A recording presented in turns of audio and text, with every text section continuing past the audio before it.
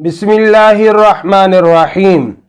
السلام علیکم ورحمۃ اللہ وبرکاتہ۔ آج کا ہمارا لیکچر ہے اصحاب الفرائض کے حصص کی تفصیل۔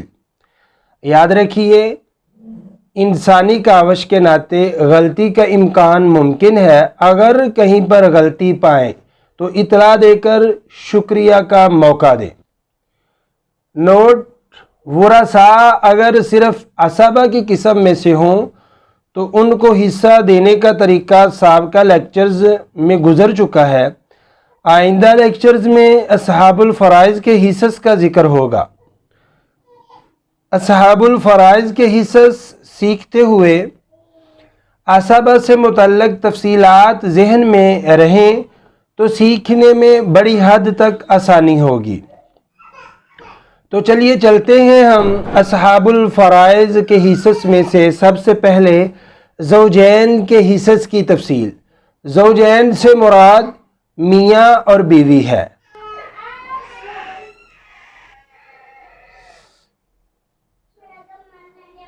زوجین کے حصص کو سمجھنا نہایت ہی آسان ہے۔ بس اتنا سا ذہن میں رکھنا چاہیے کہ میت کی اولاد ہونے کی صورت میں زوج یعنی خامند ہو تو ربع یعنی 1/4 حصہ ملے گا، اور زوجہ یعنی بیوی ہو تو اسے ثمن یعنی 1/8 حصہ ملے گا، اور میت کی اولاد نہ ہونے کی صورت میں زوج یعنی خامند ہو تو اسے نصف 1/2 ملے گا، اور زوجہ یعنی بیوی ہو تو اسے ربع 1/4 یعنی خامند سے آدھا حصہ ملے گا۔ خامند کے حصص: خامند کا حصہ نصف ہے۔ اس کی 2 حالتیں ہوتی ہیں خامند کی۔ خامند وارث ہی بنتا ہے اصحاب الفرائض کے طور پر، یہ عصبہ نہیں بنتا، اور نہ ہی یہ کسی وارث کی وجہ سے محروم ہوتا ہے۔ ہاں، اس کے حصے میں کمی ہو سکتی ہے، بڑے حصے سے، زیادہ حصے سے، تھوڑے حصے کی طرف جا سکتا ہے، لیکن یہ کلی طور پر محروم نہیں ہوتا، الا یہ کہ اس کے اندر کوئی ایسے اسباب پائے جائیں جو موانع الارث میں سے ہیں۔ تو پہلا حصہ ہے اس کا نصف یعنی آدھا۔ یہ کب ملے گا اس کو؟ عدم فرع، فرع وارث مذکر یا مؤنث نہ ہو، یعنی کسی قسم کی بھی میت کی اولاد نہ ہو، فوت ہونے والی بیوی کی کسی قسم کی اولاد نہ ہو تو خامند کو 1/2 آدھا حصہ ملے گا۔ ایسے ہی خامند کی دوسری حالت ہے ربع یعنی چوتھا حصہ، 1/4 جسے کہا جاتا ہے۔ وجود فرع یعنی جب فرع مذکر وارث یا مؤنث وارث ہو، اولاد میں سے کوئی بھی ہو، ٹھیک ہے، چاہے بیٹا ہو، پوتا ہو، پڑپوتا ہو، بیٹی، پوتی، کوئی بھی ہو، تو خامند کو ربع حصہ ملتا ہے 1/4۔ اگر اس کی تفصیل کی بات کی جائے تو خامند کو صرف صاحب فرض کی حیثیت سے حصہ ملتا ہے، اور اس کے حصہ لینے کی 2 صورتیں ہیں جو میں نے پیچھے ذکر کر دی ہیں۔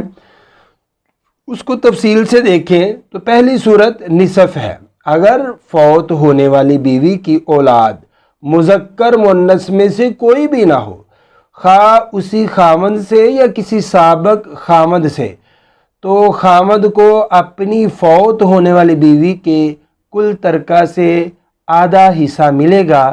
دلیل اللہ سبحانہ وتعالی کا قرآن ہے، وَلَكُمْ نِصْفُ مَا تَرَكَ أَزْوَاجُكُمْ إِن لَّمْ يَكُن لَّهُنَّ وَلَدٌ، اور تمہارے لیے اس ترکے کا نصف ہے جو تمہاری بیویاں چھوڑیں اگر ان کے اولاد نہیں ہے۔ دوسری صورت ہے ربع۔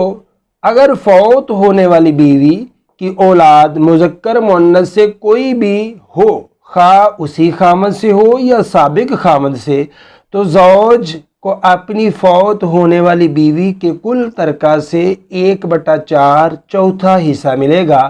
اس کی دلیل اللہ تعالیٰ قرآن مجید میں فرماتے ہیں، فَإِن كَانَ لَهُنَّ وَلَدٌ فَلَكُمُ الرُّبُعُ مِمَّا تَرَكْنَا، اور اگر ان کے اولاد ہے تو ان کے ترکے میں سے تمہارے لیے چوتھائی ہے۔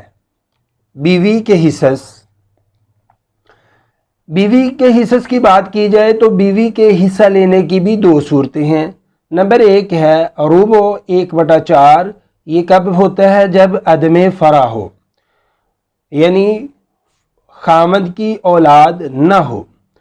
نمبر دو سمن 1/8، 8واں حصہ، وجود فرع، جب خامد کی اولاد ہو تو بیوی کو 8واں حصہ ملتا ہے، جس کی تفصیل یہ ہے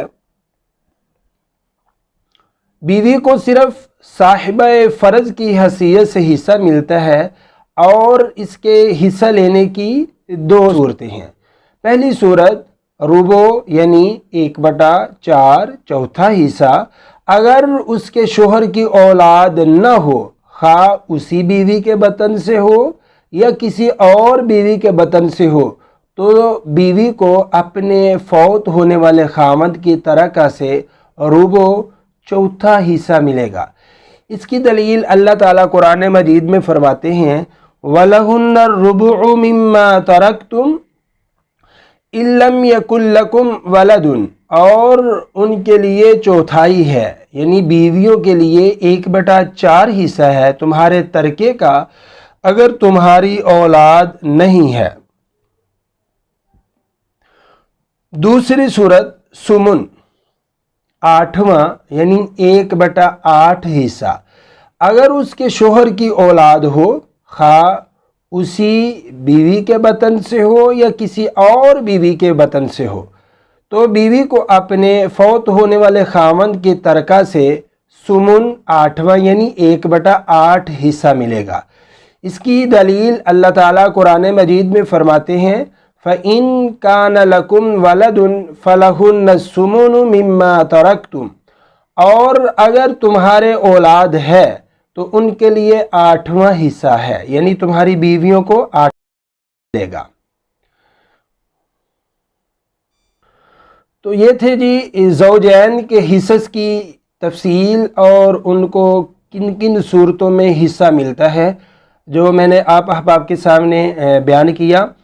آپ احباب سے گزارش ہے کہ اس ویڈیو کو سننے کے بعد، دیکھنے کے بعد اس کو لائک کریں، اور اگر آپ اس چینل پر نیو ہیں تو وہ سبسکرائب کریں، بیل آئیکن کا بٹن دبانا نہ بھولیے، زیادہ سے زیادہ اس کو شیئر بھی کریں۔ آخر میں تقسیم جائیداد کے حوالہ کے لیے آپ رابطہ کر سکتے ہیں، سکرین پر موجود موبائل نمبر بھی ہے، اس پر آپ واٹس ایپ رابطہ کر سکتے ہیں، یا پھر جی میل کے ذریعے آپ میل بھی کر سکتے ہیں۔